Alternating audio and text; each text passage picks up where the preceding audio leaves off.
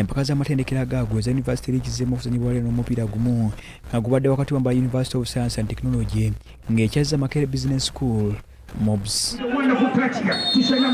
Omupiira guno gwali ku kiseera kya Serene Corona Embala era gugenze okumekezebwa nga guwedde Maliri ka goal emu ku emu.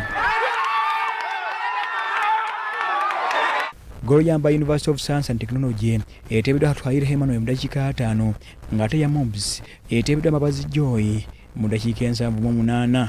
Naffe wano kye bakoze tusobola okugenda e Kampala ne tukikola.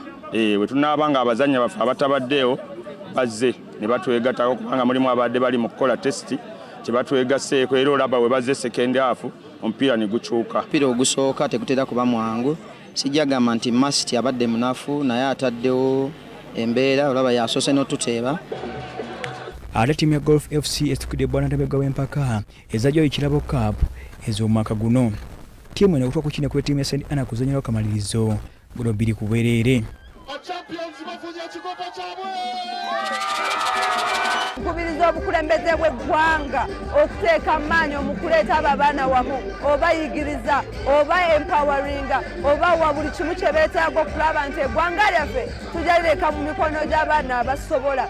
George Kyaba mutandisi w'empaka zino agamba empaka zino yazitandika n'ekigendero ky'okuzuula ebitone mu bavubuka b'e Nakawa. Njagala kwebaza abaana abaagala akapiira, njagala kwebaza abatuuze bonna n'abawagizi bonna abafiirako ku kapiira. Teams 26 ezajja ne zeetaba mu tournament eyange ne ziregisteringa bonna mwena gye muli mbeebaza. Guno muwundi gwakubiri ng'empaka zino zizannyibwa era Golf FC eziwangudde Yuda Sedumwe Wente n'ekikopo. Weewaawo abawangudde mu yogeyoge wali ebweru